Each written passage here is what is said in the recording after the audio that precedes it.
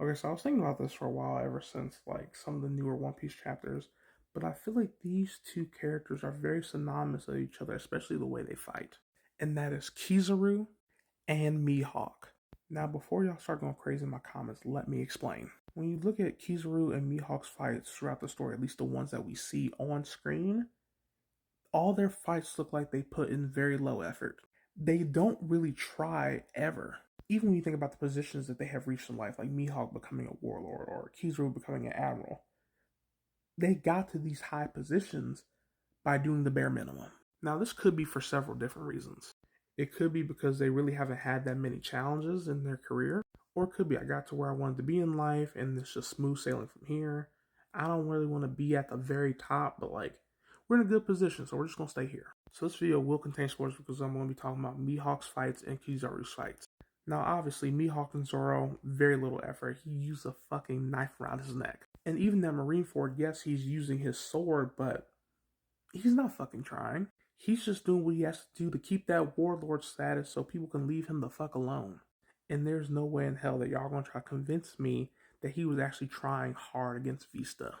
Vista's a great swordsman. We know this, but yeah, no, he was not trying hard against Vista. Because even though he acknowledges Vista in their fight, he's not thinking about the fight with Vista. He's thinking about other things. He's thinking about the impact that Luffy has. So yeah, he's fighting him, but his mind is elsewhere. Same thing with Kizaru. Flashback with him and Arlong, he took out Arlong with ease. At fucking Marineford, he kicked the shit out of Luffy.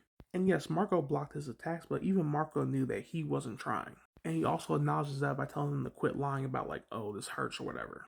And if you look at the most recent fight between him and Luffy, he has not attacked Luffy that much. If you look at the panels from the start of their fight to the end, you can see that Kizaru does not get many hits in. And we see that his main goal is just to get past Luffy, which he has done several times, but then Luffy ends up catching him. And even as he's on the ground now, we can still see that he's awake, unlike Luffy, who's not the fuck out. Now, before y'all come in my comments acting crazy again, I'm not saying that Luffy's weak. I'm not saying that at all. Calm yourselves. But Mihawk and Kizaru are definitely the same in this sentiment of putting in the bare minimum effort to get where you want to go and just staying there.